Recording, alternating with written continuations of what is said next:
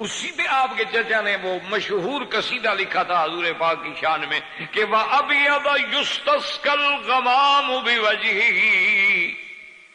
کیا گورے چہرے والے تیرے چہرے کو دیکھ کے اللہ کے بادل بھی جوش میں آ جاتے ہیں، کہ تیرے چہرے کو دیکھ کے اللہ کی رحمت بھی جوش میں آ جاتی ہے اور بارش برسنے شروع ہو جاتی ہے۔ سِمَالُ الْيَتَامَى وَعِصْمَةٌ لِلْأَرَامِلِ،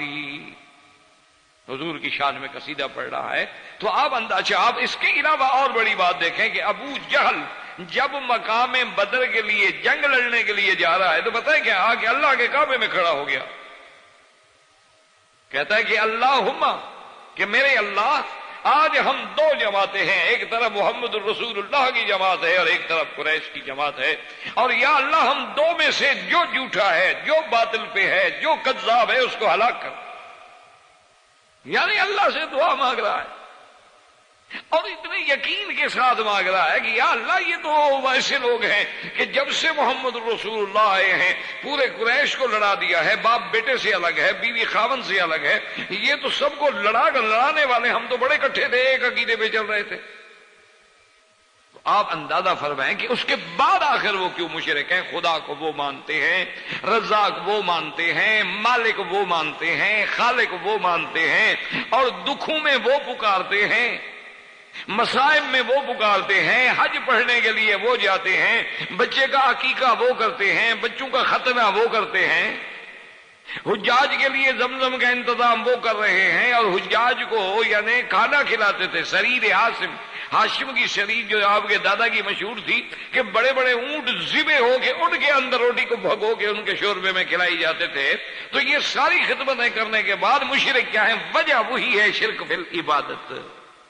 جس کے لیے ہم عرض کر رہے ہیں اسی بات کو سمجھ لو۔ اچھا، اور خدا کی قدرت دیکھیں کہ یعنی مکے کا مشرک ہے، کافر ہے، دشمن اسلام ہے، دشمن توحید ہے، لیکن وہ دکھ میں اللہ کو پکارتا ہے، وہ مدبر اللہ کو سمجھتا ہے، وہ خالق اللہ کو مانتا ہے، وہ رازق اللہ کو مانتا ہے۔ اور ایک آج کا ہمارا جاہل مسلمان ہے، نعوذ باللہ ثم نعوذ باللہ، وہ اتنا گر گیا ہے، وہ کہتا ہے ذی تصرف بھی ہے، معزون بھی ہے، مختار بھی ہے، بندہ قادر کا بھی ہے، قادر عبد القادر۔ یعنی یہ شرک تو ابو جہل کو بھی نہیں آتا کہ ذی تصرف بھی ہے، وہ کہتے اب تو تصرف ہمارے اسی پیر کے ہاتھ میں ہے، جو چاہے کر دے۔ معزون بھی ہے، اللہ اذن دے چکے ان کو جو چاہو کرو۔ مختار بھی ہے، اللہ نے ان کو اختیار بھی دے دیا ہے کہ اب جو چاہیں جس کو پکڑیں، جس کو چاہیں چھڑوائیں، جس کے بیڑے چاہیں ترا لیں، جس مردہ کو چاہیں زندہ کر لیں اور جس کو چاہیں مردہ کر لیں۔ مختار بھی ہے، کار عالم کا مدبر بھی ہے، یہ سارے نظام عالم کو چلانے والا کون ہے؟ عبد القادر۔ پیرانے پیر جو ہے وہ سارے نظام عالم کا مدبر بھی ہوا۔ آخر میں وہ کہتا ہے یار اور کیا پوچھتے ہو، اس کا نام بھی تھا نا غلام قادر، تو کہتے ہیں بندہ قادر کا بھی ہے، قادر عبد القادر۔ وہ کہتے ہیں بات چھوڑو، میرا تو قادر بھی یہی ہے۔ یعنی اندازہ فرما لیں تو یہ شرک تو ان کو بھی کبھی نہیں ہوا تھا کہ اگر وہ ڈوبتے ہیں خدا کو پکارتے ہیں، اور ہمارا بندہ ڈوبتا ہے تو حضرت معین الدین چشتی کو پکارتے ہیں، پھر بھی کہتے ہیں ہم مسلمان ہیں۔ بگرداب بلا افتاد کشتی، مدد کن یا معین الدین چشتی۔ اور کتنے مسلمان ہیں مکے میں رہتے ہوئے اجمیر کے اور اس کے پیسے بیچتے ہیں، کعبۃ اللہ میں رہنے والے، مکے مدینے میں رہنے والے، سرزمین حرم میں رہنے والے، اللہ کے گھر کا طواف کرنے والے اتنے بد عقیدہ ہیں کہ یہاں سے پیسے بیچتے ہیں کہ جی وہاں اس دفعہ عرس شریف ہوگا، اجمیر شریف کا پیسہ بیچنا ہے۔ یعنی آپ اندازہ کریں، حیران ہوں گے آپ۔ تو اصل مسئلہ بات سمجھیں وہ ہے کہ لاکھ یہ مانتے رہیں یہ توحید ربوبیت ہے، اور اصل کیا ہے؟ توحید الوہیت۔ الوہیت کا کیا معنی ہے؟ پہلے سے جو ہم نے پڑھا تھا کہ الہ کا معنی کیا ہے؟ معبود برحق۔ معنی یہ ہے کہ اللہ کی عبادت میں شریک نہ کرو۔ اور وہ مشرک کیوں تھے کہ اللہ کو مان رہے ہیں، حج کر رہے ہیں، لیکن کہتے ہیں لبیک اللہم لبیک، لبیک لا شریک لک لبیک الا شریکا تملکہ وما ملک۔ کہتے ہیں اللہ تیرا کوئی شریک نہیں، ہاں مگر یہ پیارے ہیں جن کو تو نے خود اپنا شریک آپ بنایا، ہم نے تو نہیں بنایا، آپ نے تھوڑا تھوڑا ان کو بھی اختیار دے رکھا ہے۔ وہ کہتے تھے وَيَعْبُدُونَ مِن دُونِ اللَّهِ مَا لَا يَضُرُّهُمْ وَلَا يَنفَعُهُمْ وَيَقُولُونَ هَؤُلَاءِ شُفَعَاؤُنَا عِندَ اللَّهِ، یہ جو ہمارے آلیہ ہیں جن کی ہم پوجا کر رہے ہیں یہ اللہ تک ہمیں پہنچائیں گے۔ یہودی کہتا ہے عزیر ہمیں پہنچائے گا، نصرانی کہتا ہے عیسیٰ علیہ السلام ہمیں پہنچائیں گے، اور جو آگے بڑھ جاتے ہیں وہ کہتے ہیں کہ نہیں نہیں اب تو خود عیسیٰ خدا ہے۔ اس لیے اصل شرک کیا ہے؟ شرک فی العبادت، اور اصل توحید کیا ہے؟ توحید الوہیت۔ اسی کے لیے اللہ نے 1,24,000 پیغمبر بھیجا۔ وَلَقَدْ أَرْسَلْنَا نُوحًا إِلَىٰ قَوْمِهِ فَقَالَ يَا قَوْمِ اعْبُدُوا اللَّهَ مَا لَكُم مِّنْ إِلَٰهٍ غَيْرُهُ أَفَلَا تَتَّقُونَ۔ اللہ کے پیغمبر سب سے پہلے رسول نوح علیہ السلام آئے ہیں، اپنی قوم کو کیا کہنے گئے؟ قوم بس اللہ کی عبادت کرو۔ وَإِلَىٰ عَادٍ أَخَاهُمْ هُودًا قَالَ يَا قَوْمِ اعْبُدُوا اللَّهَ مَا لَكُم مِّنْ إِلَٰهٍ غَيْرُهُ۔ قوم عاد کی طرف حضرت ہود آئے ہیں تو کیا کہہ رہے ہیں کہ اعبدوا اللہ، اللہ کی عبادت کرو جس کے سوا کوئی معبود برحق۔ وَإِلَىٰ ثَمُودَ أَخَاهُمْ صَالِحًا قَالَ يَا قَوْمِ اعْبُدُوا اللَّهَ مَا لَكُم مِّنْ إِلَٰهٍ غَيْرُهُ۔ وَإِلَىٰ مَدْيَنَ أَخَاهُمْ شُعَيْبًا قال يا قوم اعبدوا الله ما لكم من الہ غیر۔ حضرت ابراہیم دیکھیں کیا کہتے ہیں، یا ابت لم تعبد ما لا يسمع ولا يبصر ولا یغنی عنک شیئا۔ اور دیکھیں کہ میرا مدنی محمد مصطفیٰ سرکار دو عالم کیا کہتی ہیں کہ یا ایھا الناس اعبدوا ربکم الذی خلقکم والذین من قبلکم، اور کہیں فرماتے ہیں واعبدوا اللہ ولا تشرکوا بہ شیئا، اور کہیں فرماتے ہیں فمن کان یرجو لقاء ربہ فلیعمل عملا صالحا ولا یشرک بعبادت ربہ احدا۔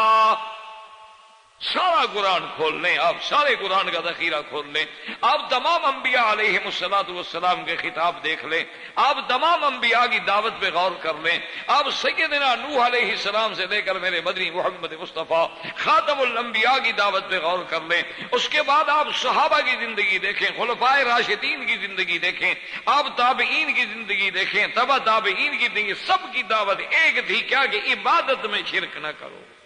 اللہ کی عبادت میں۔ بس جب تک اس مسئلے پہ نہیں آؤ گے سمجھو کہ ہمارا نہ نمازیں کسی کام کی ہیں نہ روزہ کسی کام، کیونکہ ایمان کے لیے یہ شرط ہے اعمال صالحہ کب قبول ہوں گے؟ من عمل صالحا من ذکر او انثى وهو مؤمن، یہ شرط ہے۔ اگر مومن نہیں تو پھر اعمال صالحہ کیا؟ اگر ایمانی نہیں تو پھر تو آپ لاکھ ہسپتالیں بنا دیں، نیکی کے کام کریں، سب کچھ کریں، فَلَا نُقِيمُ لَهُمْ يَوْمَ الْقِيَامَةِ وَزْنًا، اللہ فرماتے ہیں اس عمل کا ذرے کے برابر بھی وزن نہیں ہوگا قیامت والے دن میں۔ اچھا آپ کوئی اعتراض کرے دیکھو جی یہ تو اچھی بات نہیں ہے، چلو کافر ہے، چلو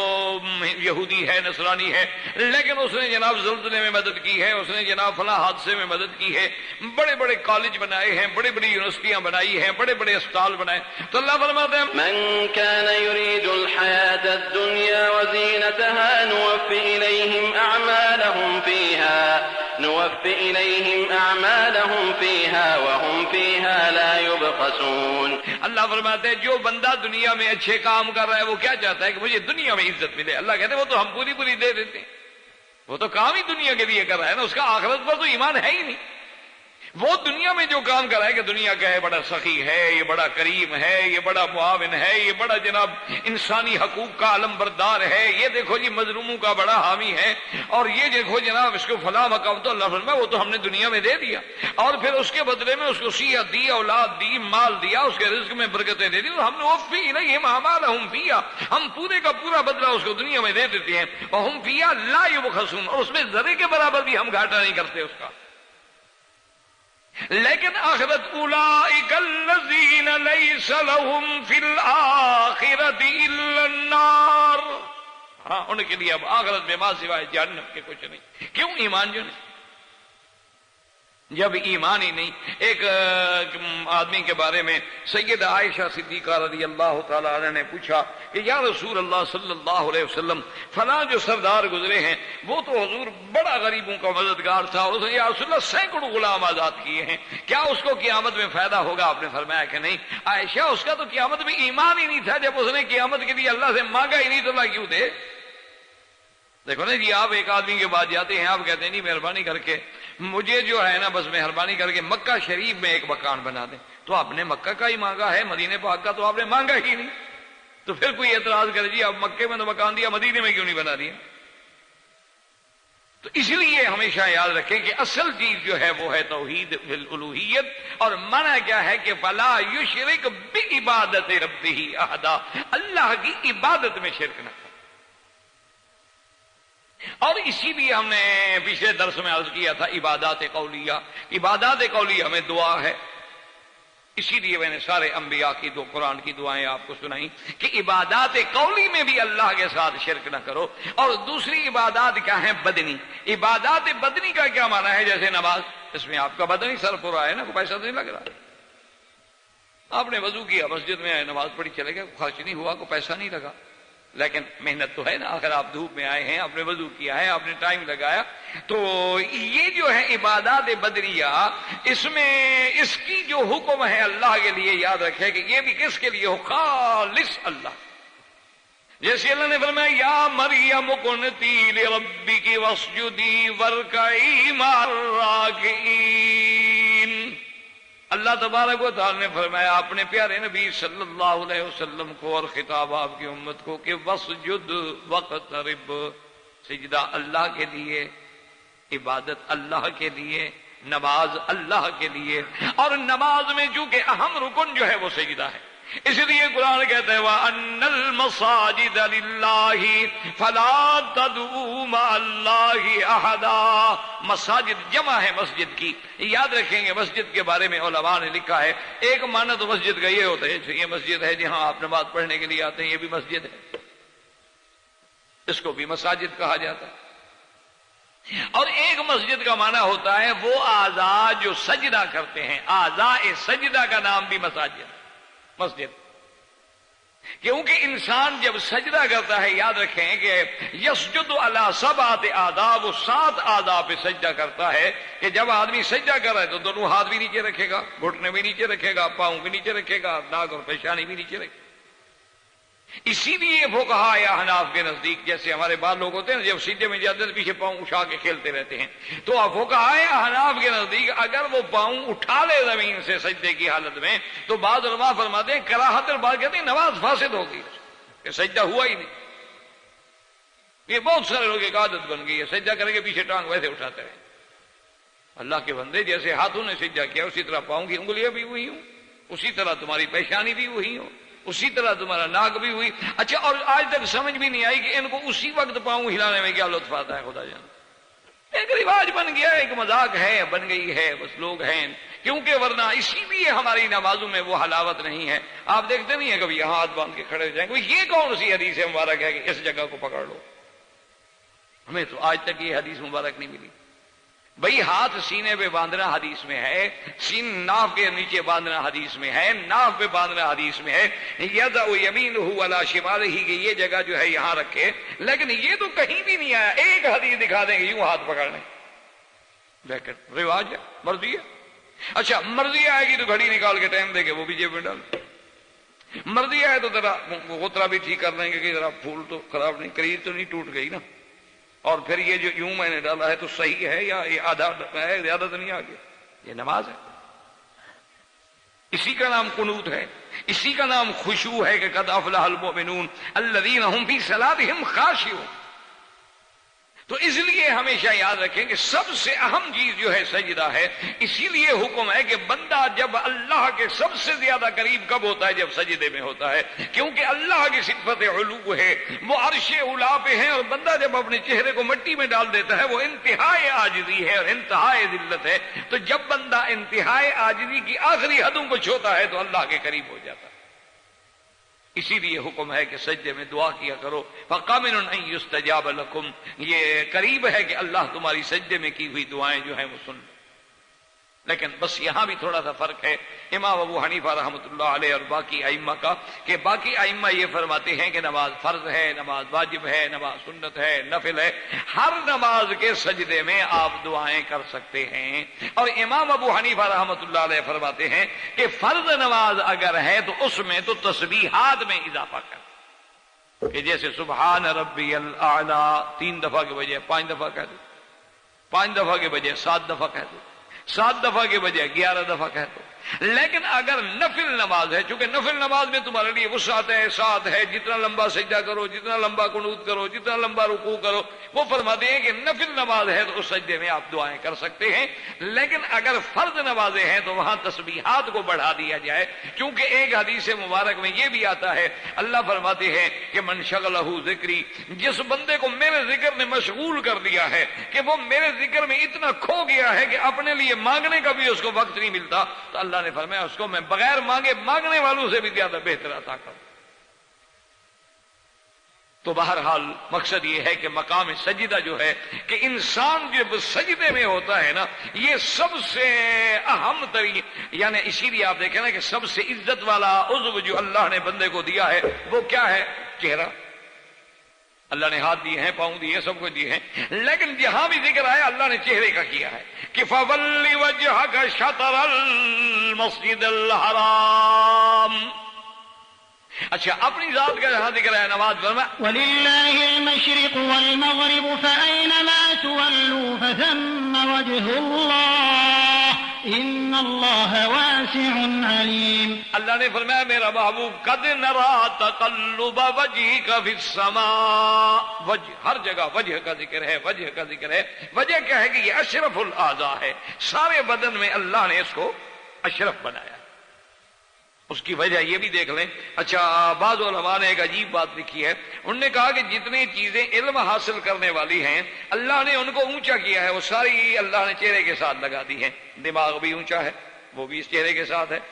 نگاہیں ہیں جس سے آپ دیکھ کے علم حاصل کرتے ہیں، کان ہیں جن سے سن کے آپ علم حاصل کرتے ہیں، زبان ہے جس سے آپ چکھ کے علم حاصل کرتے ہیں۔ تو اس لیے بعض علماء نے بڑی اچھی بات کی، انہوں نے کہا اللہ نے علماء کو اونچا کیا ہے تو آپ بھی علم کو اونچا رکھیں، اور اللہ نے سرمایہ دار اور پیٹ نیچے لگایا ہے تو آپ بھی دولت والوں کو نیچے رکھا ہے،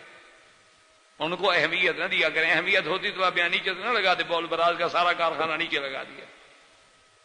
لیکن جو چیزیں علم حاصل کرنے والی تھی ان کو اللہ نے ظاہراً بھی اونچا کر دیا ہے۔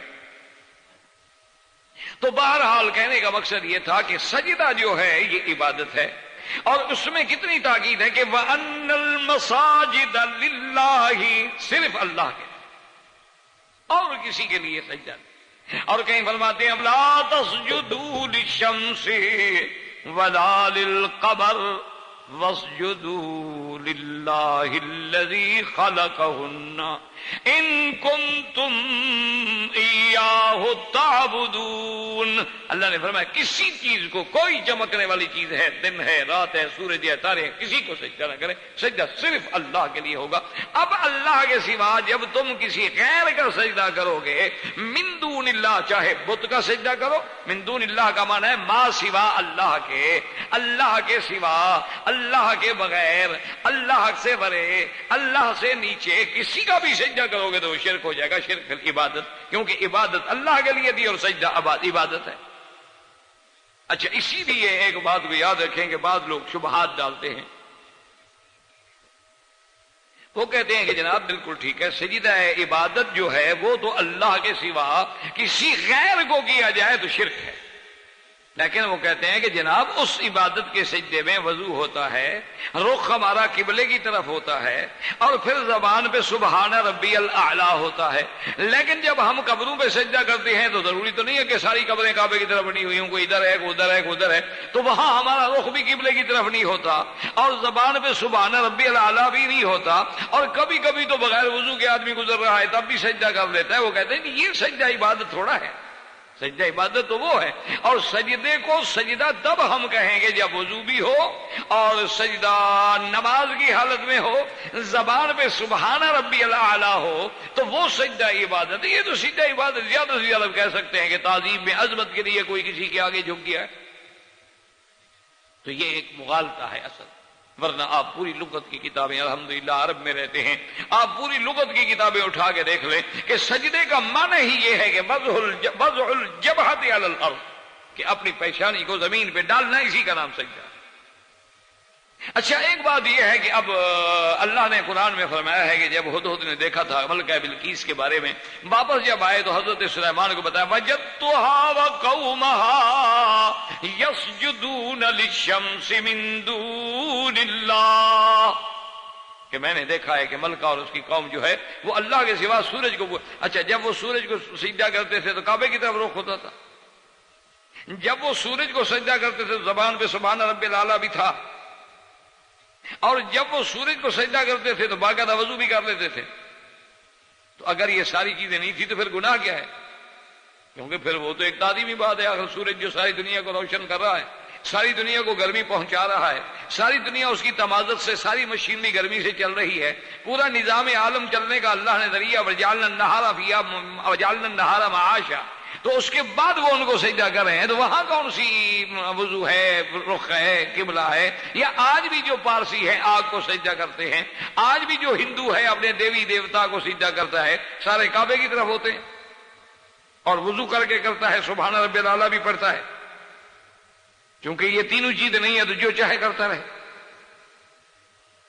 ہمیشہ یاد رکھیں کہ وضع الجبہۃ علی الارض کسی بھی حال میں ہو وہ سجدہ ہے، اور اللہ کے سوا وہ سجدہ کسی کو جائز۔ اب اگر کوئی آدمی کہے کہ بھی تعظیمی سجدہ ہے، یاد رکھو تعظیمی اور عبادت والے سجدے کو سمجھو، اگر دل میں یہ عقیدہ ہے کہ جس کو میں سجدہ کر رہا ہوں وہ واحد ہے، وہ احد ہے، وہ علام الغیوب ہے، وہ فعال لما یرید ہے، وہ متصرف ہے، ساری کائنات میں اسی کا تصرف ہے، اس عقیدے کو اور حاضر ناظر ہے، دیکھ رہا ہے، جان رہا ہے، اس عقیدے کو سامنے رکھ کے جواب کریں گے تو یہ ہوگا عقیدہ سجدہ عبادت، یہ ہوگا عبادت کا سجدہ۔ اچھا، یہ عقیدہ تو نہیں کہتا ہے وہ حاضر ناظر بھی نہیں ہے، وہ نفع نقصان کا مالک بھی نہیں ہے، وہ عالم الغیب بھی نہیں ہے، وہ مختار بھی نہیں ہے، لیکن صرف اس کی عظمت کے پیش نظر جھک رہا ہے، وہ عقیدے نہیں رکھتا، تو یہ ہوگا سجدہ تعظیمی۔ لیکن شریعت محمد مصطفیٰ میں دونوں سجدے اللہ کے سوا حرام ہیں، یعنی یہ عقیدہ رکھے کہ اللہ دیکھ رہا ہے، سنتا ہے، حاضر ناظر ہے، متصرف ہے، خالق ہے، مالک ہے، ہمارے نفع نقصان کا، تو یہ تو ہوگا عبادت کا سجدہ۔ اگر یہ عقیدہ نہیں رکھتا، وہ کہتے ہیں نہیں نہ حاضر ناظر ہے، نہ نفع نقصان کا مالک ہے، نہ نافع ہے، نہ دار ہے، نہ متصرف الامور ہے، لیکن میں تعظیم کر رہا ہوں، تو یہ سجدہ تو تعظیمی کہلائے گا، لیکن شریعت اسلام میں، شریعت محمد مصطفیٰ میں یہ بھی حرام۔ صحیح حدیث ہے کہ ایک صحابی ہے، ان کا نام ہے قیس بن سعد۔ قیس بن سعد آئے ایک دفعہ حضور صلی اللہ علیہ وسلم کی خدمت میں اور ارادہ کیا کہ میں حضور کے آگے جھک جاؤں اور سجدہ کروں، تو فرمایا کیا کر رہے؟ انہوں نے کہا یا رسول اللہ میں جاتا رہتا ہوں، دنیا کے بڑے بڑے بادشاہوں کے دربار میں نے دیکھے ہیں، اور وہاں تو باقاعدہ لوگ سجدہ کرتے ہیں، اور آپ تو پھر ہمارے بادشاہ نہیں، آپ تو ہمارے دین کے بھی بادشاہ ہیں، دنیا کے بھی بادشاہ ہیں، اللہ کے رسول ہیں، نبی ہیں، امام الانبیاء ہیں، آپ کو سجدہ کیوں نہ کریں؟ تو حضور پاک نے ایک عجیب بات آپ نے فرمایا اچھا لو مرارتا بے قبری، اچھا اگر میری موت کے بعد، یہ دیکھیں نا کیسے مسئلہ سمجھایا حضور نے، اشارہ کر دیا کہ مجھے تو موت آ جائے گی، تو جس پہ موت آئے وہ خدا کیسے ہو سکتا، وہ سجدے کے قابل کیسے ہو سکتا؟ اور پھر فرمایا کہ لو مرارتا بے قبری ان تسجد لہ، اگر تم میری قبر پہ گزرو گے تو کیا اس کو سجدہ کرو گے؟ قال لا، آپ نے فرمایا اذن فلا تفعل، اس نے کہا حضور میں قبر کو تو سجدہ نہیں کروں گا، تو آپ نے کہا زندہ کو بھی سجدہ نہ کرو۔ اب ایمان سے کہیں وہ عبادت کا سجدہ کراتے ہیں، تعظیم کا سجدہ کراتے، تو مانا یہ تھا کہ حضور جیسے لوگ بادشاہوں کی عظمت کرتے ہیں، ان کے آگے جھک جاتے ہیں اور فرشی سلام کرتے ہیں اور جھک جھک کے جناب کھڑے ہوتے ہیں، تو اسی طرح اگر ہم آپ کے سامنے جھک جائیں گے۔ انہوں نے فرمایا نہ، یہ صرف اللہ کے لیے ہے اور کسی غیر۔ اور دوسری حدیث میں کہ لو امرت احدا لو كنت آمرا لأحد ان يسجد لأحد، اگر میں کسی کو حکم دیتا تو عورت کو حکم دیتا کہ اپنے خاوند کا سجدہ کرے، کہ خاوند کے اتنے حقوق ہیں اس پر۔ یہ اس زمانے کی بات ہے جب ایمان کی کثرت تھی۔ آج تو خطرہ ہے کہ خاوند نہ سجدہ کرے۔ آج تو معاملہ جو ہے نا جی وہ برعکس ہو گیا ہے، کیونکہ حضرت تھانوی رحمۃ اللہ علیہ نے بہت پہلے کہا تھا اپنے ایک مرید سے، کہنے لگے کہ بھائی اگر زندگی گزارنی ہے تو استاد ہو تو پھر تم شاگرد بن کے رہنا، اور اگر پیر ہو تو مرید بن کے رہنا، اور گھر میں خاوند ہو تم بیوی بن کے رہنا، اسی کو خاوند سمجھنا، پھر تو گھر چلتا رہے گا۔ اگر تم نے ایک دن خاوند بن کے دکھایا تو انشاءاللہ کورٹ میں ہوگی تیسرے دن۔ ان کو بھی اب حقوق انسانیت کے لمبردار مل گئے۔ تو اس لیے بہرحال حضور نے فرمایا کہ اتنا بڑا حق ہے خاوند کا عورت پر کہ اگر کسی کی تعظیم کا صفت، آپ حضور کہتے کہ خاوند کو عبادت کا سجدہ کرے، مانا یہ ہے کہ تعظیم کا سجدہ بھی نہ جائے۔ اور اسی طرح دیکھیں ان کا ایک استدلال ہے کہ آدم علیہ السلام کو اللہ کے فرشتوں نے سجدہ کیا تو اللہ کے بندے، پہلے تو وہ آسمانوں کی بات ہے، اور دوسری بات یہ ہے کہ اللہ نے خود حکم دیا ہے کہ سجدہ کرو، جہاں حکم دیا تعبیر ہوئی، جہاں حکم دیا نہ کرو وہاں تعبیر ہے۔ کہ جیسے اللہ نے کہا مسجد اقصی نماز پڑھو، حاضر، لیکن آج اگر کوئی مسجد اقصی نماز پڑھے، دنیا کا کوئی مولوی بتا دے کہ اس کی نماز ہو جائے گی، کیوں؟ حالانکہ وہ کہہ نہیں جی بالکل کعبہ شریف ہے، سارے انبیاء پڑھتے رہے، حضرت میں اگر پڑھ رہا ہوں تو کیا ہے؟ فرمایا کہ نہیں، کہ جب اللہ نے حکم دے دیا ہے کہ اب اگر نماز ہوگی فَوَلِّ وَجْهَكَ شَطْرَ الْمَسْجِدِ الْحَرَامِ، تو اللہ نے حکم دیا تھا اسجدوا لآدم، اور ہمیں حکم دیا کہ لا تسجدوا للشمس ولا للقمر واسجدوا للہ الذی خلقہن ان کنتم ایاہ تعبدون۔ اسی طرح اگر کوئی استدلال کرے کہ یوسف علیہ السلام کو بھائیوں نے اور باپ نے سجدہ کیا تھا، تو یاد رکھو کہ وہ شریعت یوسف علیہ السلام ہے، وہ شریعت محمد مصطفیٰ صلی اللہ علیہ وسلم نہیں ہے کہ جو ہمارے لیے حجت ہو یا ہمارے لیے وہ قابل استدلال ہو۔ اور اسی کے بعد آپ دیکھیں کہ میرے آقا نے سرکار دو عالم صلی اللہ علیہ وسلم نے باقاعدہ دعا مانگی کہ اللہم لا تجعل قبری وثنا یعبد، میرا اللہ میری قبر کو بت کی جگہ نہ بنا دینا کہ لوگ سجدے کرتے رہیں، میرا اللہ میری قبر کو کبھی ایسی جگہ نہ بنا دینا کہ لوگ بت سمجھ کے سجدے کریں۔ اور اس کے بعد حضور صلی اللہ علیہ وسلم نے فرمایا کہ لعن اللہ الیہود والنصارى اتخذوا قبور انبیائہم مساجدا، حضور نے فرمایا اللہ یہود و نصارہ پہ لعنت کریں کہ جنہوں نے اپنے انبیاء کی قبروں کو سجدہ گاہ بنا دیا۔ انبیاء کے لیے اگر سجدہ جائز نہیں ہے تو کسی غیر کے لیے کیسے سجدہ جائز؟ اور حضور نے فرمایا لعن اللہ، اللہ پاک لعنت کرے زائرات ان عورتوں پہ جو قبروں کی زیارت کے لیے جاتی ہیں، متخذین علیہا المساجد والسرجا، کہ وہاں جا کے سجدے کرتی ہیں اور دیے جلاتی ہیں۔ آج بھی آپ دیکھ لیں ہمارے دیہاتوں میں رواج ہے کہ بوڑھیاں جائیں گی شام کو دیا ضرور جلا کے آ جائیں گی قبر پہ، قبر شریف پہ دیا جلانے کے لیے جائے گی۔ اچھا اپنے بچوں کو کھانا نہ ملے لیکن دیا پیر کی قبر پہ گھی سے جلائیں گے، اور سمجھ لیا کہ یہ جو میں دیا جلا رہی ہوں نا، حضرت کی مزار کو جو روشن کر رہی ہوں نا، بس میرا گھر سمجھو منور ہو گیا۔ تو اسی لیے یاد رکھیں اور سمجھیں کہ تمام فقہاء اس امر پہ متفق ہیں کہ سجدہ چونکہ عبادت ہے یہ اللہ کے سوا کسی کے لیے جائز نہیں ہے، یہ تمام فقہاء کا اتفاق ہے۔ اور حضرت پیران پیر عبد القادر جیلانی رحمت اللہ علیہ، جس کے نام پہ لوگ 11ویں دیتے ہیں اور اللہ معاف کرے انہیں مشکلات میں پکارتے ہیں، اور یا شیخ عبد القادر جیلانی شیئا للہ کے وظیفے پڑھتے ہیں، اور اپنی کتابوں میں لکھا ہے کہ جب تمہیں مشکل پیش آ جائے 2 رکعت نماز پڑھ کے کہتے ہیں بغداد کی طرف رخ کر کے بس 11 قدم آگے چلے جاؤ اور پھر الٹے پاؤں چلے جاؤ اور اس کے بعد جب تم 11 قدم الٹے آ جاؤ پھر رخ پھیر کے چلے جاؤ، پھر پیچھے نہ دیکھنا، بس سمجھ لو کہ تمہارا کام ہو گیا، اب تم چھٹی میں چلے گئے، پیر صاحب خود تمہارے کام کے لیے بھاگیں۔ یہ کتابوں میں لکھا ہے، ایک تو ہونا کہ چلو بھی بندہ گئے یار جاہل نے کہا تھا۔ اب جناب دیکھیں کہ حضرت پیران پیر خود کیا فرماتے من زار قبرن، اور ایک جگہ ان کی عبارت ہے اذا زرت قبرن، کہ جب تم کسی قبر کی زیارت کے لیے جاؤ، کسی اللہ ولی کی، اللہ کے ولی اولیاء کی قبر یا مزار کی زیارت کے لیے جاؤ، فرماتے ہیں فلا یضع یدہ ولا یقبلہ، اپنے ہاتھ کو مزار پہ نہ رکھنا، قبر پہ نہ رکھنا، اور ولا یقبلہ، نہ اس کو بوسہ دینا، فانہ من عادت الیہود، یہ کام کرنا یہودیوں کی صفت ہے۔ غنیہ ان کی معروف کتاب ہے، اس کے جلد اول میں مطبوع ہے، مصر میں حضرت پیران پیر کا فتویٰ ہے کہ اذا زار قبرن، جب جاؤ قبر کی، لا یضع یدہ علیہ، ہاتھ بھی نہ رکھنا، ولا یقبلہ، اس کو بوسہ بھی نہ دینا۔ اور اس کے بعد آگے کتنا بڑا سخت لفظ فرمایا انہ من عادت الیہود۔ کیوں؟ حضور نے کیا فرمایا تھا کہ لعن اللہ الیہود والنصارى اتخذوا قبور انبیائہم مساجدا، کہ اللہ یہود و نصارہ پہ لعنت کرے کہ جنہوں نے انبیاء کی قبروں کو سجدہ گاہ بنا دیا۔ تو اس لیے ہمیشہ یاد رکھیں کہ ہر حال میں کہ جتنا عبادات بدنی ہیں، مثلا سجدہ ہے، رکوع ہے،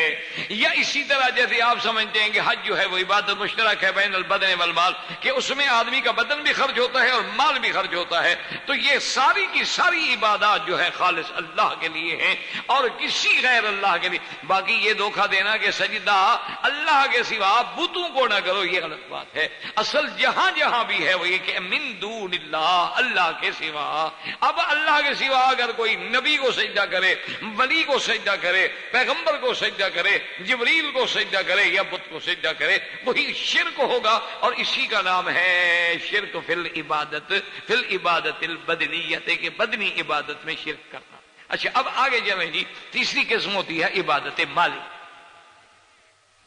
مالی عبادت کا کیا بنا ہے؟ مثلا زکات دیتے ہو یہ مالی عبادت ہے، صدقات دیتے ہو یہ مالی عبادت ہے، صدقۃ الفطر دیتے ہو یہ مالی عبادت ہے، آپ جناب عید پہ قربانی کرتے ہیں یہ مالی عبادت ہے، آپ جناب اسی طرح ایک منت مان لیتے ہیں کہ یا اللہ اگر میرا کام ہو گیا تو انشاءاللہ میں 1000 خیرات کروں گا، یہ مالی عبادت ہے، آپ منت مان لیتے ہیں کہ یا اللہ میرا کام ہو گیا میں تیری مسجد پہ رنگ کرا دوں گا، یہ سب مالی عبادات ہیں۔ تو یاد رکھو کہ مالی عبادات بھی خالص اللہ کے لیے ہوں، اگر اس میں بھی کسی غیر کو شریک کرے گا تو مشرک ہو جائے۔ اس لیے اللہ نے قرآن میں فرمایا ہے کہ کافروں کا، مشرکوں کا سب سے بڑا شرک کیا تھا کہ انہوں نے بھی یہ کیا تھا کہ جب وہ کوئی چیز، کوئی اپنے جانور، کوئی اپنے مال، کوئی اپنی چیز نظر کرتے تھے تو اس کے بعد جو ہے وہ باقاعدہ کہتے تھے کہ یہ جو ہے نا جی، یہ اس میں یہ ہماری بکرے ہیں نا جی، ایک گائے میں ہے 7 بکریاں، تو یہ یوں سمجھ رہے کہ 4 تو اللہ کے لیے ہیں اور یہ 3 جو ہے نا یہ ہمارے حبل کے لیے ہیں۔ یعنی اللہ نے باقاعدہ قرآن وَجَعَلُوا لِلَّهِ مِمَّا ذَرَأَ مِنَ الْحَرْثِ وَالْأَنْعَامِ نَصِيبًا فَقَالُوا هَذَا لِلَّهِ بِزَعْمِهِمْ وَهَذَا لِشُرَكَائِنَا فَمَا كَانَ لِشُرَكَائِهِمْ فَلَا يَصِلُ إِلَى اللَّهِ وَمَا كَانَ لِلَّهِ فَهُوَ يَصِلُ إِلَى شُرَكَائِهِمْ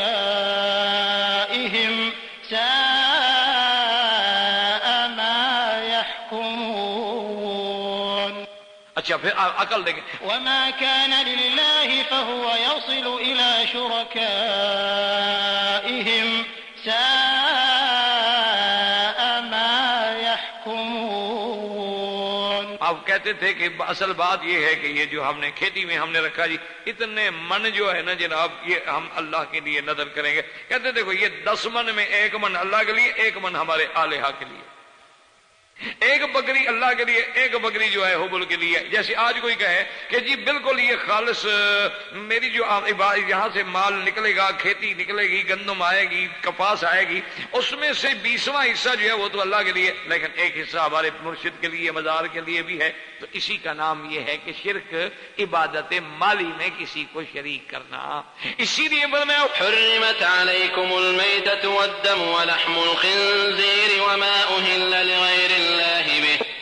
اللہ نے فرمایا یاد رکھو کہ جیسے حرمت علیکم المیتۃ مردہ جانور، والدم جو خون نکلتا ہے، ولحم الخنزیر وما اہل لغیر اللہ، اور جو چیزیں اللہ کے سوا کسی غیر کے نام پہ لگائی جائیں. اب کیا بنا، ایک آدمی مان لیتا ہے، اچھا بعض لوگ کہتے ہیں کہ نہیں جناب ہمارا مقصد جو ہے وہ تو بزرگوں کو ثواب پہنچا. وہ کہتے ہیں جناب یہ تو ہم پر زیادتی ہے، ہم نے ٹھیک ہے، بالکل ٹھیک ہے، ہم نے منت مانی ہے کہ پیرانے پیر کے نام پہ بکری ذبح کریں گے. مانا یہی ہو تو کہتے ہیں یہ تو جی ایسے محاوراتی بات ہے نا، ورنہ جب ہم ذبح کرتے ہیں تو باقاعدہ پڑھتے ہیں بسم اللہ اللہ اکبر.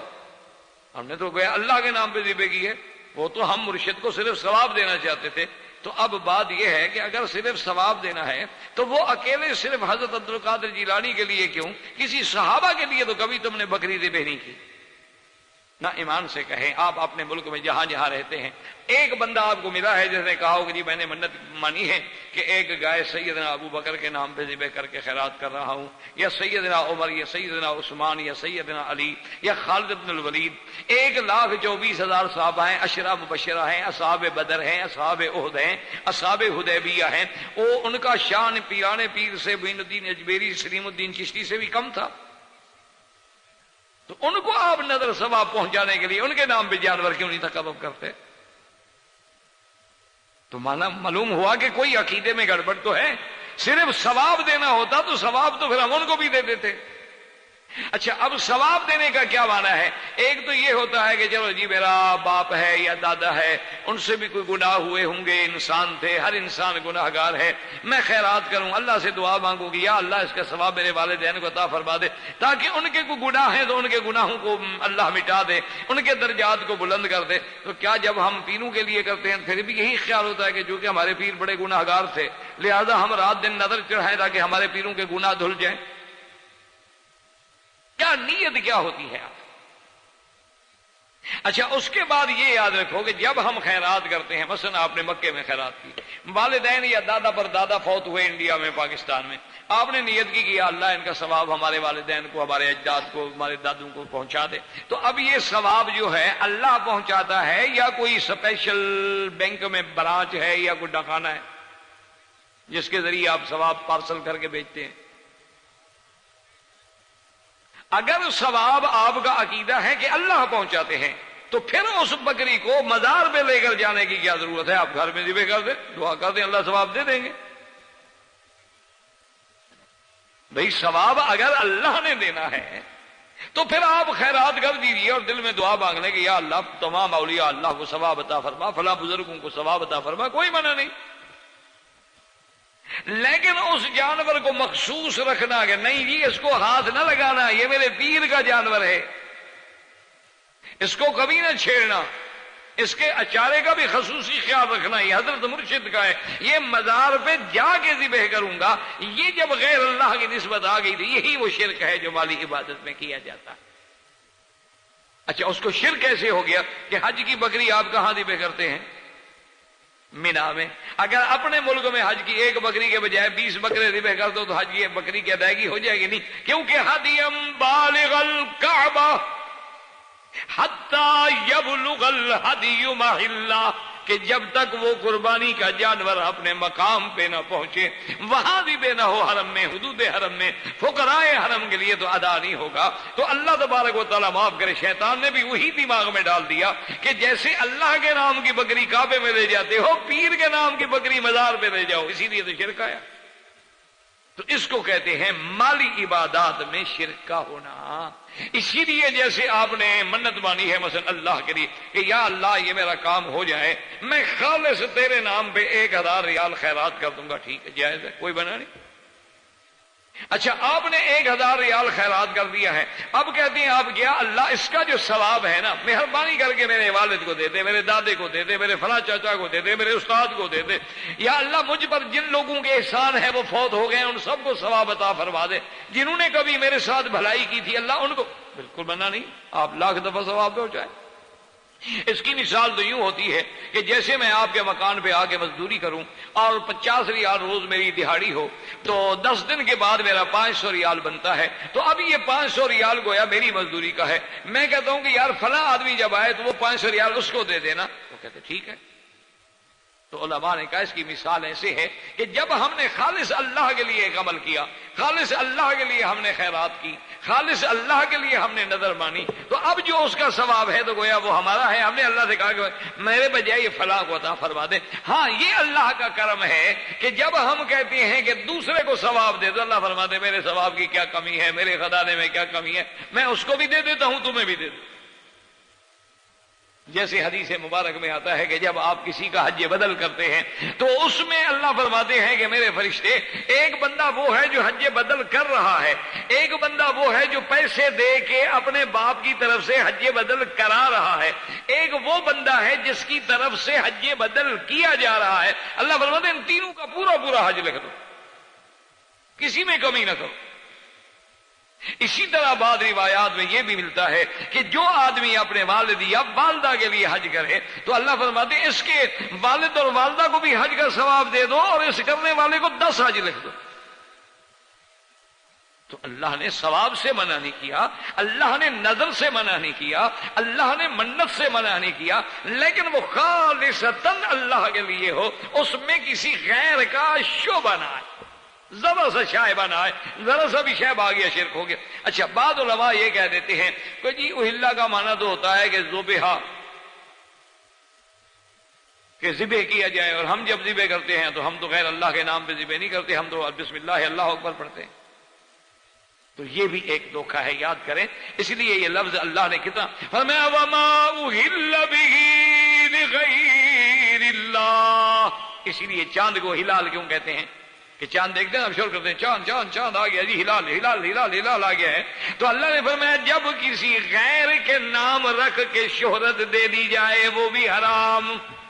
صرف یہ نہیں کہ ذبح اس کے نام پہ کیا جائے، جب آپ نے اس کو کسی اللہ کے سوا کسی غیر کے نام کے ساتھ لگا دیا ہے کہ بھئی یہ پیر کے نام پر ہے، یہ فلاں وزیر کے نام پر ہے، یہ فلاں کے نام پر ہے، بس اب غیر اللہ کا نام آ گیا تو شرک، اب لاکھ بھر اس کے بعد بسم اللہ اللہ اکبر پڑھتے رہے، کیونکہ وما اہل بہ لغیر اللہ میں وہ آ گیا۔ تو اس لیے اب یاد رکھیں کہ قولی عبادت ہو تو اللہ کے لیے، اور فعلی عبادت ہو تو اللہ کے لیے،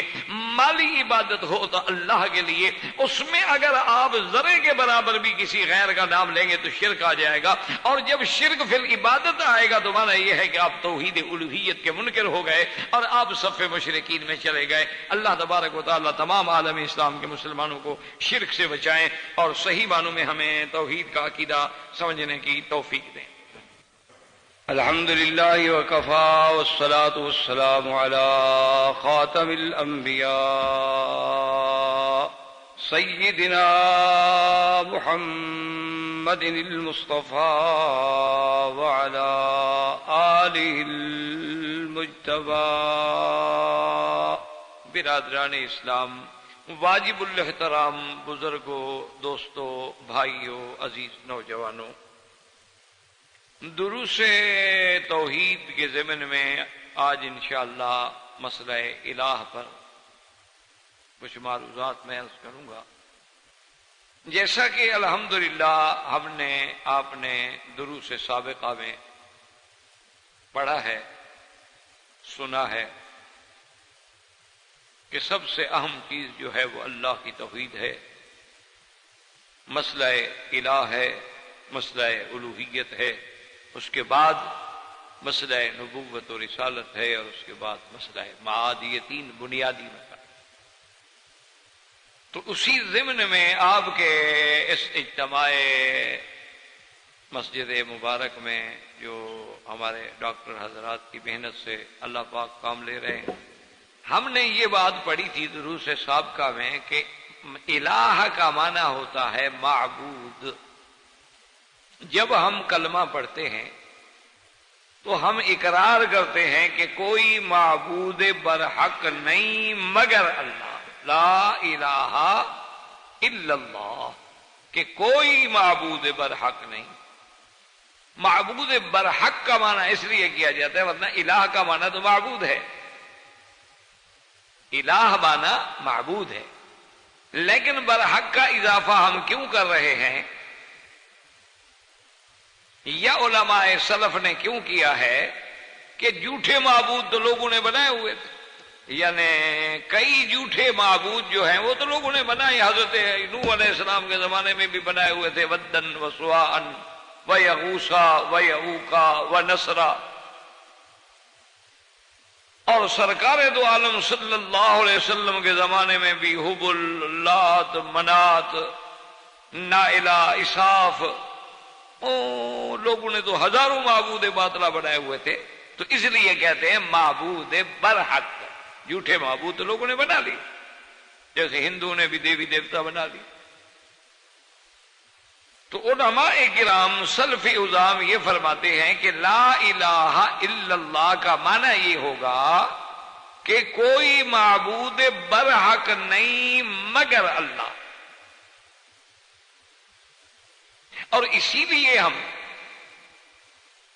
جو ہمارے معبود برحق کی اہم ترین عبادت ہے وہ کیا ہے؟ نماز۔ کیونکہ نماز جو ہے ساری عبادات ہیں، لیکن اہم عبادت جو ہے وہ نماز۔ بلکہ شاہ ولی اللہ محدث دہلوی رحمت اللہ علیہ نے تو ایک عجیب بات لکھی ہے اپنی بعض مخطوطات میں، وہ فرماتے ہیں کہ عبادت یا تسبیح یا تحمید تو دنیا کی ہر چیز کرتی ہے، اللہ کے قرآن میں ہے، نص قطعی میں ہے کہ وَإِن مِّن شَيْءٍ إِلَّا يُسَبِّحُ بِحَمْدِهِ وَلَٰكِن لَّا تَفْقَهُونَ تَسْبِيحَهُمْ۔ اللہ خود قرآن میں فرماتے ہیں کہ کوئی چیز مگر وہ میری تسبیح کہہ رہی ہے، میری تحمید کہہ رہی ہے، الگ بات ہے کہ تم سمجھ نہیں سکتے۔ اسی لیے آپ سورۃ الرحمن میں دیکھیں اللہ پاک یہاں فرماتے ہیں الشمس والقمر بحسبان والنجم والشجر یسجدان۔ نجم کہتے ہیں وہ سبزیاں، وہ کھیتیاں جو اپنے ساق پہ یعنی جن کا تنا نہیں ہوتا، زمین پہ بچھی ہوتی ہیں یا ایسے پتلی سی، اور شجر کہتے ہیں وہ جن کا تنا ہوتا ہے، جیسے آپ دیکھتے ہیں نا درخت ان کا تنا ہے، اور جب کھیت اگتے ہیں تو ان کا کوئی تنا نہیں ہوتا، سبزیاں ہیں کوئی تنا نہیں ہوتا، زمینوں پہ پڑی ہیں، انگور پڑے ہیں، کدو ہے، اور دنیا کی لاکھوں چیزیں۔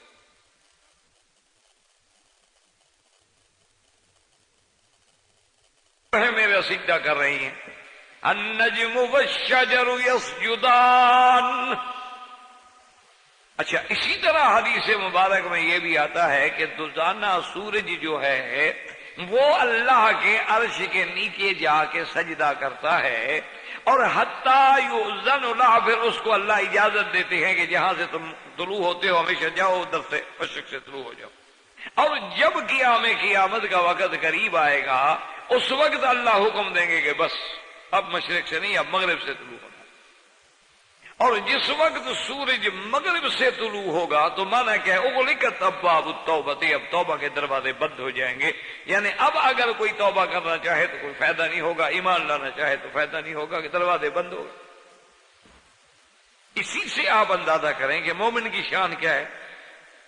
اللہ نے فرمایا نا کہ جو میرے ایمان والے بندے ہیں وَبِالْأَسْحَارِ هُمْ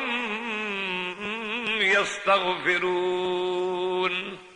اللہ نے فرمایا کہ میرے مومن جو ہیں وہ وقت سحر میں مجھ سے معافی مانگتے ہیں، معافی اور بخشش مانگتے ہیں، اور سحر کہتے ہیں آخر اللیل، قبیل طلوع الفجر، وہ سحر ہے۔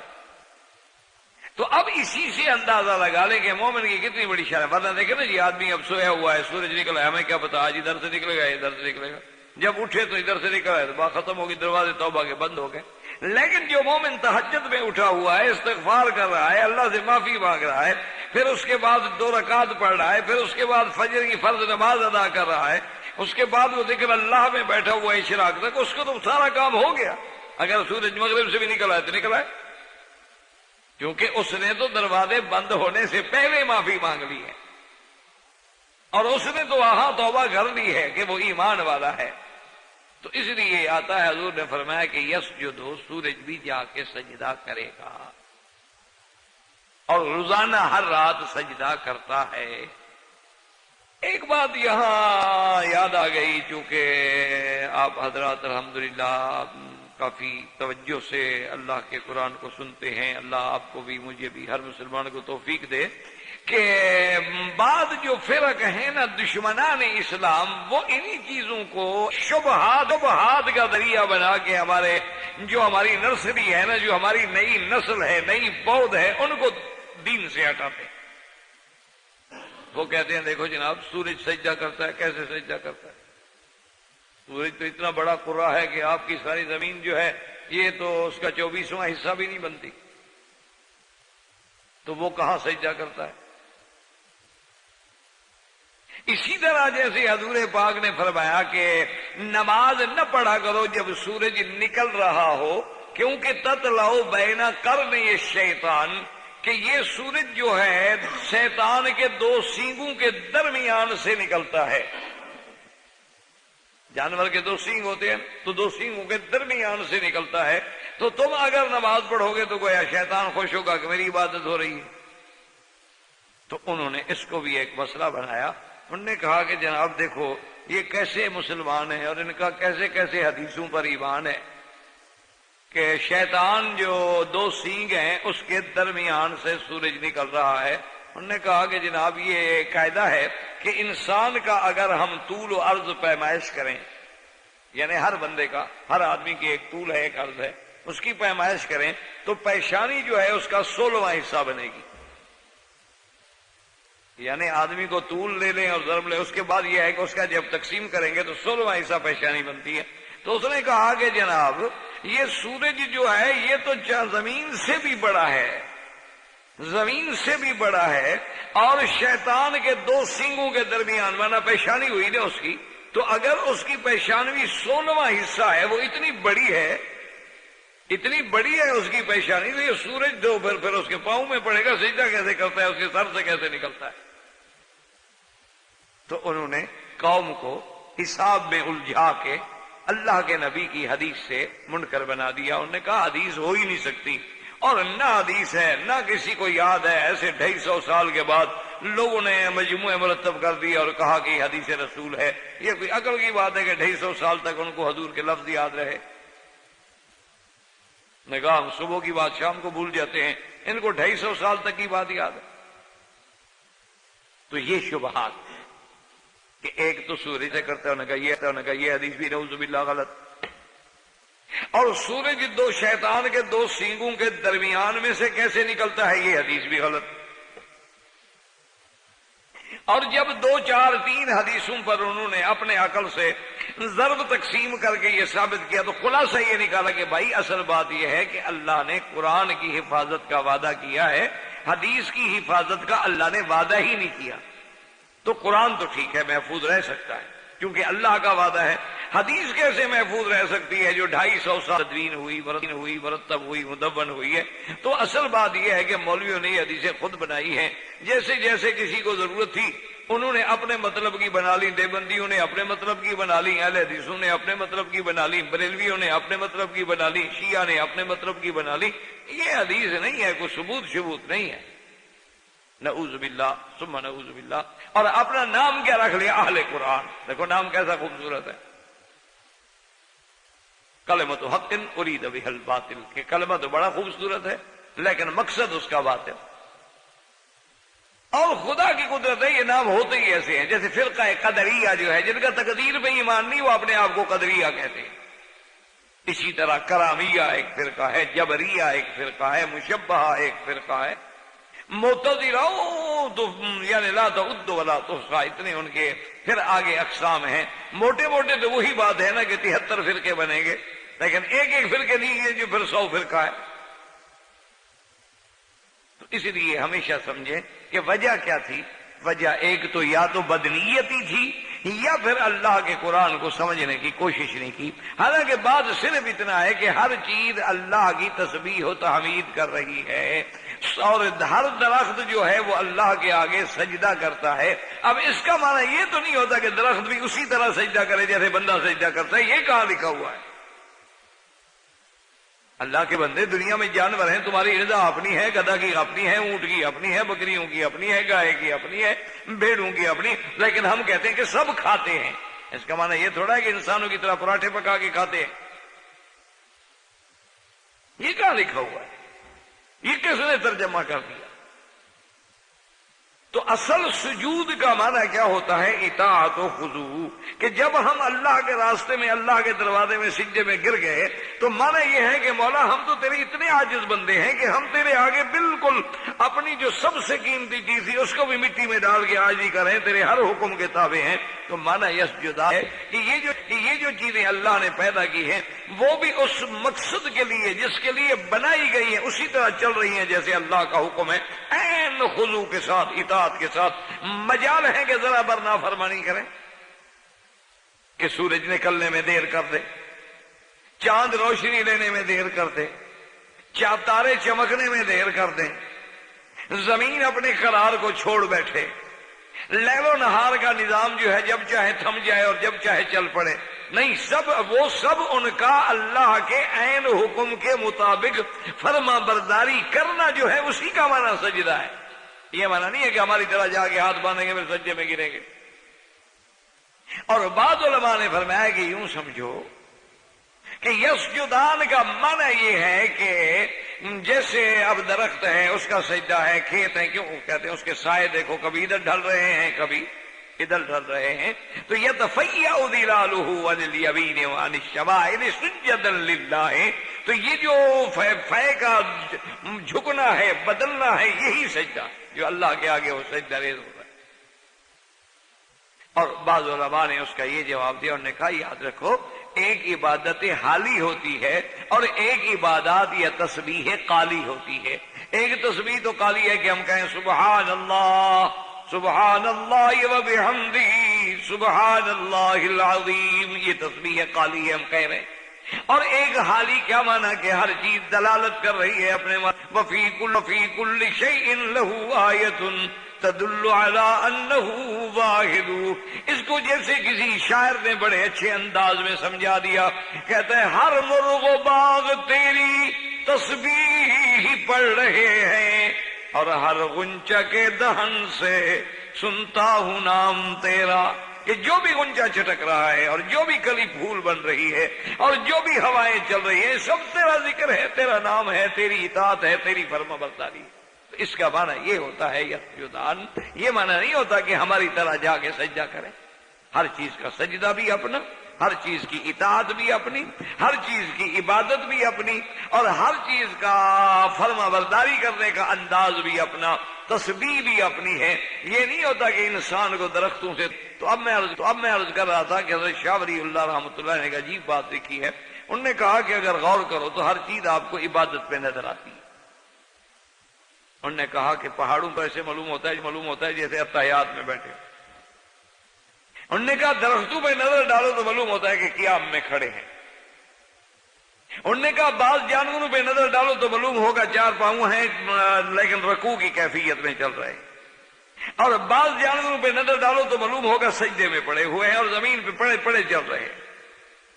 تو انہوں نے کہا کہ جب ہم ان پہ نظر ڈالتے ہیں تو ہر پہاڑ، ہر نبات، ہر جاندار، ہر حیوان کسی نہ کسی حالت میں ایک عبادت کی کیفیت لیے ہوئے ہے. یہ شان اللہ نے انسان کو بخشی ہے کہ وہ ساری مخلوق میں جو کیفیات مختلف تھیں اللہ نے بندے کو جمع کر کے عبادات میں دے دی ہیں کہ تیرے اندر قیام بھی ہے، تیرا رکوع بھی ہے، تیرا سجود بھی ہے، تہجد بھی ہے، اور تیرا پڑھنا بھی ہے، تیرا دعا بھی ہے، تیرا صلاۃ بھی ہے، تیرا درود بھی ہے، اللہ سے مانگنا بھی ہے. تو ساری عبادات کے جتنے قسمیں تھیں جمع کر کے اللہ نے بندے کو دے دی. چونکہ بندہ افضل تھا تو اب اس کی عبادات جو ہیں وہ بھی افضل ہو جائے کہ اس کے اندر ساری کبھی وہ قیام میں ہے، کبھی وہ رکوع میں، کبھی وہ سجود میں ہے، کبھی وہ قعدہ میں ہے، کبھی وہ تشہد پڑھ رہا ہے، کبھی فاتحہ پڑھ کے مانگ رہا ہے، اور کبھی آخر میں درود پاک پڑھ رہا ہے، کبھی اللہ کے نبی پہ سلام بھیج رہا ہے، کبھی عباد اللہ صالحین پہ سلام بھیج رہا ہے، اور ساری کے انتہا کے بعد اللہم انی ظلمت نفسی ظلما کثیرا اپنے گناہوں کا اعتراف کر رہا ہے، اور پھر اللہ تبارک و تعالیٰ سے بخشش مانگ رہا ہے۔ تو اس لیے انسان جو ہے ہر لحاظ سے اس کی عبادت جو ہے جامع ہے۔ تو جب عبادت جامع ہے اور معبود ہے اللہ، تو اب ہمیں سمجھ کے آیا کہ اللہ کے سوا کسی کی عبادت نہیں۔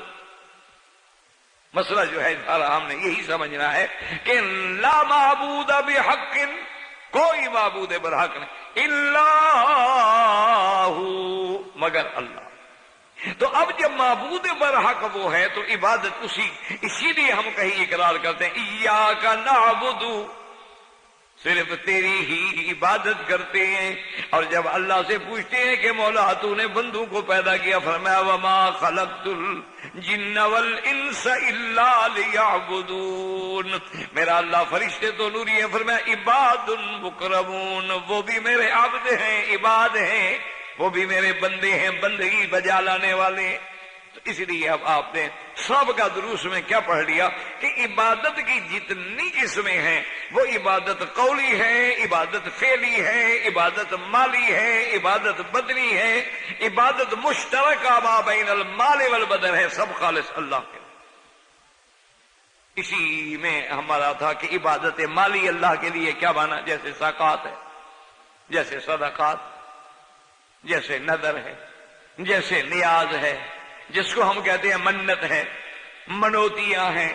یہ ساری چیزیں جو ہیں یہ خالص کیوں عبادات مالیہ کی قسم۔ تو عبادت مالی کس کے لیے ہوگی؟ صرف اللہ تبارک و تعالیٰ کی ذات۔ اب اسی میں ایک بات یاد رکھیں کہ بعض لوگ جو ہیں وہ یہ سمجھتے ہیں کہ ہم نے جو منت مانی ہے، اب دیکھیں ایک منت تو یہ ہوتی ہے کہ جیسے بی بی امرات عمران نے منت مانی تھی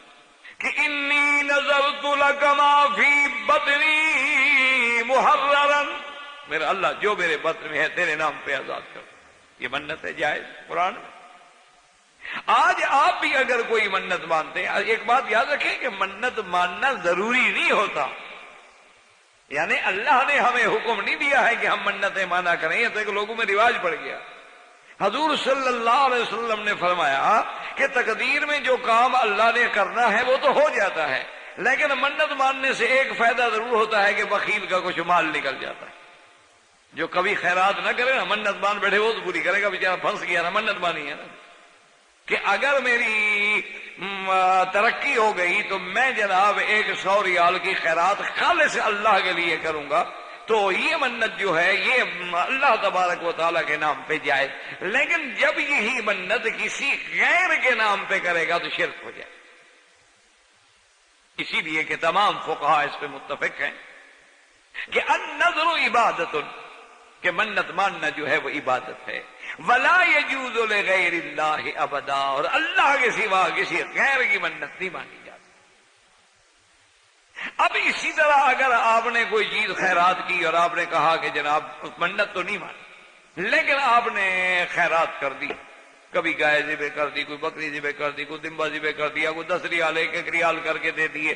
10 ریال کی روٹی لی اور 1 روٹی کر کے آپ نے تقسیم کر دی، کھجور لی 1 کھجور کر کے آپ نے تقسیم کر دی، لیکن دل میں مقصد یہ ہے کہ مولا یہ خیرات تو میں کروں لیکن ہے خالص تیرے لیے، کیونکہ خیرات عبادت ہے، صدقات عبادت ہے، صدقہ فطر دینا عبادت ہے،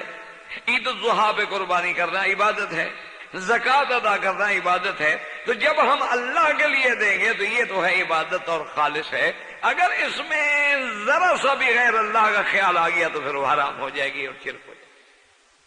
اسی لیے آپ دیکھیں گے در مختار ایک بڑی معروف کتاب ہے حنفیوں کی،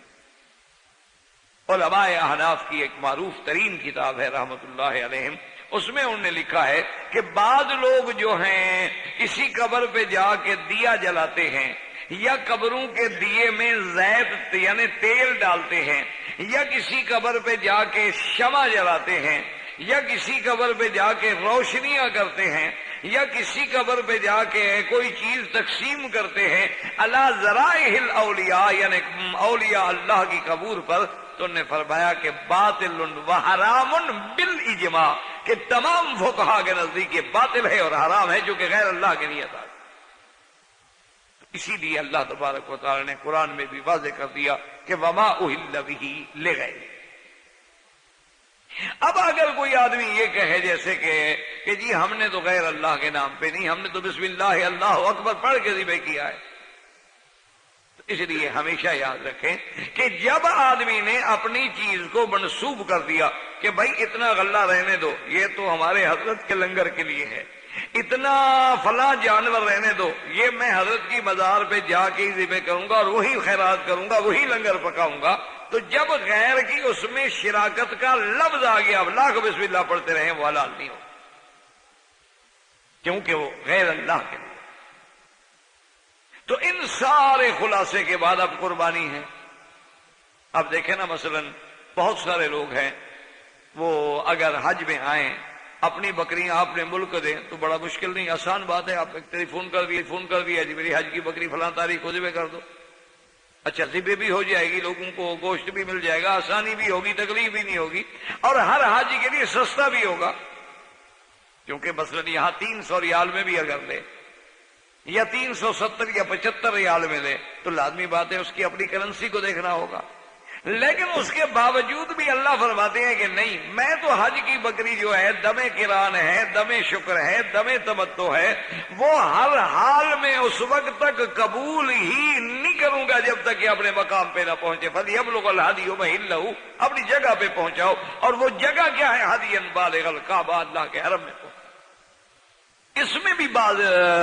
دشمنان دین جو ہے نا بڑے بڑے شبہات پیدا کرتے ہیں کہ دیکھو جی مسلمانوں کا دماغ خراب ہے، ہر سال اوسطاً مثلا 10 لاکھ آدمی بھی حج پہ آئے، ہو سکتا ہے 20 ہو سکتا ہے 15 لاکھ، واللہ عالم، یعنی بتاؤ 10 لاکھ آدمی بھی آئے اور اس میں مثال کے طور پہ 8 لاکھ آدمی قربانی کرے۔ وہ کہتے ہیں جناب دیکھو مسلمانوں کی عقل کہ 8 لاکھ قربانی اور ایک قربانی اوسطاً 200 ریال یا 250 ریال کی بھی لگا لو، اتنا بڑا پیسہ جو ہے اس کو ضائع کر دینا، اور وہ گوشت جناب کون کھاتا ہے؟ ضائع ہو جاتا۔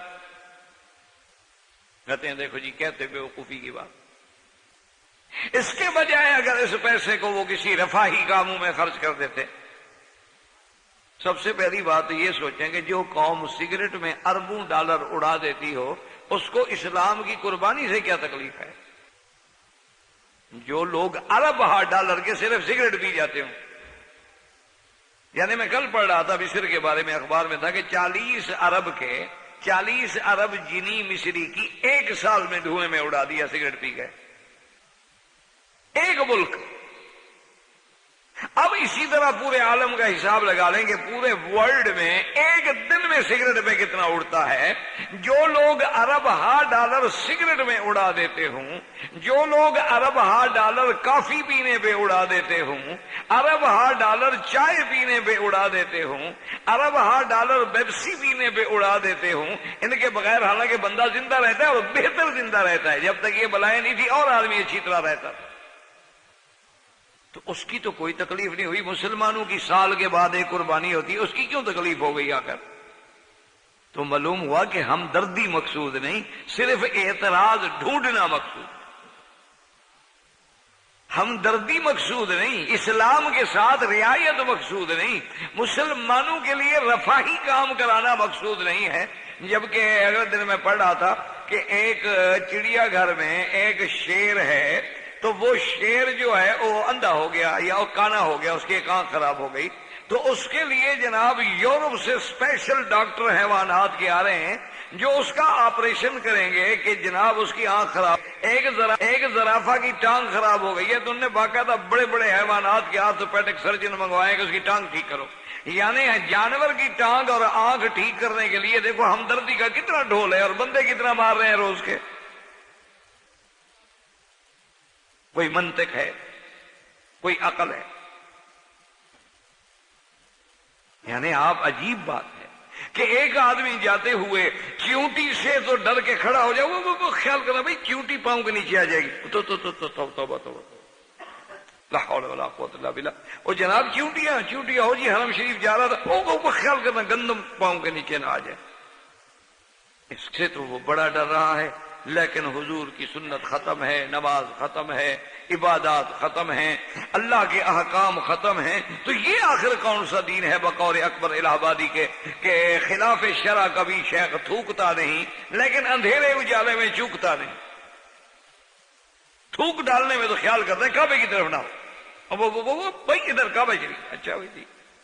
وہ ایک آدمی گیا نا کسی کے پاس، مہمان وہ سونے لگا، تو جب اس بیچارے مہمان تھا اس کو کیا پتا، وہ 4 پیٹ ڈالنے لگا. اس نے کہا بڑے بے وقوف آدمی، ادھر تو کعبہ شریف ہے، پاؤں کر رہے ہو. نے کہا جی مجھے تو پتا نہیں، مسافر ہوں. اس نے جناب فوراً 4 پائی پھیر. کہا یار بڑے احمق کو، ادھر مدینہ شریف ہے. اب اس نے بالکل الٹ پھیری. اس نے کہا بڑے بے وقوف ہو یار، یہ بغداد شریف ہے، پیرانے پیر کا شہر ہے. انہوں نے کہا سیدھی بات کرو کہ مجھے سونے نہیں دیتی، وہ چلا جاؤں گا. اور کیا بات ہے، آخر ہر طرف کچھ نہ کچھ تو ہوگا. تو سیدھی بات کر دو کہ بھی مجھے آپ کے رہنے پہ اعتراض. تو سیدھی بات کر دو کہ ہمیں دراصل اسلام سے دشمنی ہے، قربانی کے پیسوں سے ہمیں کوئی تکلیف نہیں. اصل بات یہ دیکھیں کہ کیا اسلام نے ہمیں یہی حکم دیا ہے کہ قربانی کر کے ہم ضائع کر دیں، گوشت پھینک دیں؟ اگر تو اسلام نے یہ حکم دیا ہے پھر تو اسلام پہ اعتراض کرو. اسلام نے تو بلکہ حکم اس لیے دیا تھا کہ وہ غریب لوگ جو سارا سال گوشت نہیں کھا سکتے ان کو بھی نصیب مل جائے. اور دوسری بات یہ ہے کہ ہر انسان مرکب ہے 2 چیزوں سے، ایک روح سے اور ایک بدن سے. آپ پیسے خرچ کرتے رہیں، خیرات کرتے رہیں، خراج کرتے رہیں، لیکن آپ نے اپنے روح کے بدلے میں کیا خیرات کیا ہے؟ تو اللہ چاہتے ہیں کہ کم از کم سال میں ایک قربانی ہو جائے، اضحیہ ہو جائے، حج پہ آ جائے تو ہدی ہو جائے، تاکہ اس کی قربانی جیسے بدن اور روح کی طرف دونوں طرف سے ہو جائے. اور یہ قربانی عوض تھی حضرت اسماعیل کا. تو حضرت اسماعیل بھی روح اور بدن تھے، تو ان کے بدلے میں جب تک ہم قربانی ذبح نہیں کریں گے پیسوں سے تو ادا نہیں ہوگی. باقی اس کا ضائع کرنا یہ تو ہماری بے وقوفی ہے، اسلام کا کیا گناہ ہے؟ اب الحمدللہ آپ نے دیکھا نہیں، حکومت نے اتنا اچھا انتظام کر دیا ہے کہ فوراً ہوائی جہازوں پہ دوسرے ملکوں کو، غریب ملکوں کو گوشت بھیجا جا رہا ہے، تقسیم کیا جا رہا ہے، اور ہر سال پلانٹ بڑھاتے چلے جا رہے ہیں، بڑھاتے چلے جا رہے ہیں. ایک وقت ایسا آئے گا انشاءاللہ کہ ایک بکری بھی ضائع نہیں ہوگی. تو بہرحال اس لیے یہ اعتراضات جو ہوتے ہیں بالکل بچگانہ ہوتے ہیں کہ دیکھو جی ہم نے تو بسم اللہ اللہ اکبر پڑھا ہے. اللہ کے بندے، اگر اب ثواب دینا ہی مقصود ہے تو اپنے وطن میں ذبح کر دو، اپنے گھر میں ذبح کر دو، خیرات پکا کے تقسیم کر دو. جب تم لے کے مزار پہ آستان پہ جا رہے ہو تو کہ تم اللہ کی اس عبادت میں شرک کر رہے ہو کہ جیسے وہ بکری بغیر حرم کے ادا نہیں ہوتی، تمہاری بکری بھی بغیر مزار کے ادا نہیں ہوتی. اسی کا نام شرک ہے کہ عبادت مالی میں تم نے شرک کر. اچھا، اسی طرح یہ تھا کہ جانور ہے، مثلا ایک آدمی کہتا ہے جی میرے یہ جانور ہے نا جی، یہ گائے ہے، یہ جناب میرے پاس گھوڑا ہے، یہ میرے پاس اونٹ ہے، اس کا آدھا جو ہے نا وہ تو پیر کا اور آدھا میرا. تو اب اس نے اللہ تبارک و تعالیٰ کی اس چیز میں، اور یہی کافر کرتے تھے کہ جب وہ اپنا مال لے آتے جانور لے کہتے ہاں بات یہ ہے بھئی یہ جو ہے نا یہ تو ہم اللہ کے لیے، آدھا حصہ تو اللہ کے لیے، اور آدھا حصہ جو ہے نا وہ جو ہمارے ہیں نا معبود، آدھا ان کے لیے، تاکہ دونوں راضی رہیں نا، یہ بھی تو ناراض نہ ہو جائیں، اللہ میں ابھی ناراض نہ ہو جائیں. اور یہ بات ایسی نہیں کہ جو کسی الف لیلا میں ہو، قرآن میں ہے وَجَعَلُوا لِلَّهِ مِمَّا ذَرَأَ مِنَ الْحَرْثِ وَالْأَنْعَامِ نَصِيبًا. اللہ فرماتے ہیں کہ کھیتیاں ہوں، اللہ فرماتے ہیں کہ مویشی جانور ہوں، انہوں نے اس میں بھی اللہ کے ساتھ نصیب حصے رکھ دیے، اور کہتے ہیں هَذَا لِشُرَكَائِنَا، یہ اللہ کے لیے ہے اور یہ ہمارے شریکوں کا حصہ ہے. اور کہتے جو اللہ کا حصہ ہے اس کا فائدہ تو ہمارے شریکوں کو، بتوں کو پہنچتا ہے، اور جو ہمارے بتوں کا حصہ ہے اس کا اللہ کو فائدہ. کیوں؟ اللہ کو تو ضرورت ہی نہیں نا. اچھا، اس کا معنی ہے تمہارے بتوں کو ضرورت ہے؟ جب محتاج ہیں تو خدا کیسے ہو گئے؟ جب عاجز ہیں، ضرورت مند ہیں. اچھا، تمہارے ثواب پہنچانے کے بھی محتاج ہیں کہ جا کے خیرات کرو ان کو ثواب پہنچاؤ. تو جب وہ تمہارے ثواب پہنچانے کے محتاج ہیں تو تمہاری مشکل کشا کیسے بن گئے؟ تو اسی لیے یاد رکھیں کہ خلاصہ یہ نکلا کہ تمام عبادات کی قسم جو ہیں، کیونکہ اس کو ہم جتنا تفصیل میں جائیں گے تفصیلیں تو ختم نہیں ہو سکتی، خلاصہ یہ نکلا کہ ہر قسم کی عبادت جو ہے وہ خالص اللہ کے لیے ہو، کیونکہ معبود برحق بھی اللہ ہے، اسی نے ہمیں اپنی عبادت کے لیے پیدا کیا ہے، اور اسی کی عبادت کا ہر نماز میں ہم اقرار کرتے ہیں کہ ایاک نعبد، صرف تیری ہی عبادت کریں گے اور کسی کی عبادت نہیں کریں گے۔ اسی لیے ایاک مقدم ہے قرآن میں، آپ دیکھیں گے غور کریں گے، اللہ نے یہ نہیں فرمایا نعبد ایاک تیری بھی، نہ فرمایا ایاک تیری ہی عبادت کریں گے، یہ نہیں کہ تیری بھی عبادت کریں گے اور کسی بھی کی کریں گے، نہ تیری ہی، صرف تیری۔ یہ باتیں جب ہمیں سمجھ آ گئیں کہ معبود برحق اور الہ جو ہے وہ اللہ ہے، تو اب ایک بات یاد رکھیں کہ جہاں جہاں اللہ کے قرآن میں لفظ الہ ہوگا وہاں 2 یا 3 صفات میں سے کسی 2 کا یا 1 کا ذکر ضرور ہوگا، تاکہ آپ کو معنی سمجھ آ جائے کہ الہ کون ہوتا۔ یہ ہمیشہ دماغ میں رکھ لیں، اور جب آپ قرآن کو پڑھیں گے نا تو پھر ذرا اس بات کو دماغ میں رکھیں گے تو انشاءاللہ لا الہ الا اللہ کا ترجمہ پھر آپ کو سمجھ آئے گا، اور پھر جب آپ کلمہ پڑھیں گے تو آپ کو پھر لطف آئے گا کلمہ پڑھنے کا کہ کلمے کا مقصد کیا، ورنہ تو ایسے زبانی کلامی پڑھنا تو ہر آدمی پڑھتا ہے۔ اسی لیے ہمیشہ اصل بات یہی ہے کہ فَاعْلَمْ أَنَّهُ لَا إِلَٰهَ إِلَّا اللَّهُ۔ تو اب جناب سمجھیں کہ وہ صفتیں کیا ہوں گی، جہاں الہ کا ذکر ہوگا وہاں اللہ کے صفت علم اور علم کامل کا ذکر ہوگا۔ یہ بات دیر میں رکھیں گے، پھر انشاءاللہ جب قرآن پڑھیں گے نا گھر میں بیٹھ کے، اسی جگہ بیٹھ کے یا نماز میں سنیں گے انشاءاللہ، تو پھر آپ کو حلاوت بھی ہوگی، اور قرآن کے معنی کے اندر آپ کو وہ اللہ کی جو فصاحت و بلاغت و لطافت ہے وہ بھی نصیب ہوگی، اور توحید کی لطف بھی نصیب ہوگا، اور اللہ کی محبت بھی بڑھے گی، اور الہ کا معنی بھی سمجھ آئے گا کہ جہاں جہاں قرآن میں لفظ الہ ہوگا وہاں صفت علم ہوگی، علم کامل، علم محیط، علم غیب، اور دوسری صفت کیا ہوگی، مختار کل، کہ ہر چیز پہ اختیار رکھنے والا کون ہے، وہی الہ۔ اور تیسری چیز کیا ہوگی کہ قدرت کاملہ، یاد رکھ لیں ہمیشہ، علم کامل، قدرت کامل، ورنہ علم تو اللہ نے سب کو دیا ہے نا، علم تو اللہ پاک نے ہر چیز کو دیا ہے۔ آپ نے دیکھا نہیں ہے کہ مرغی کے بچے انڈے سے نکلتے ہیں چھوٹے چھوٹے ایسے جیسے کپاس کے گولے ہوتے ہیں، وہ بھی بلی کو دیکھنا فوراً ماں کے پروں کے نیچے چھپتے ہیں، اتنا علم تو اللہ نے ان کو بھی دیا ہے نا، کہ وہ جانتے ہیں کہ ہماری پناہ جو ہے یہ ماں ہے، اسی کے پروں کے نیچے چھپیں گے تو یہ ہماری حفاظت کرے گی۔ اسی طرح آپ دیکھ لیں 100 گائے باندھ دیں، ان کا 100 بچڑا الگ باندھ دیں، اور پھر بچڑے کو چھوڑے سب اپنی ماں کے پاس جاتے ہیں، دوسرے کے پاس نہیں جاتے، اتنا علم تو اللہ نے اس کو بھی دیا۔ آپ ایک پرندے کا گھونسلہ دیکھتے ہیں آپ کے باغ میں یا کسی درخت میں، آپ نے دیکھا ہے کہ پرندے کا گھونسلہ ہے، وہ پرندہ صبح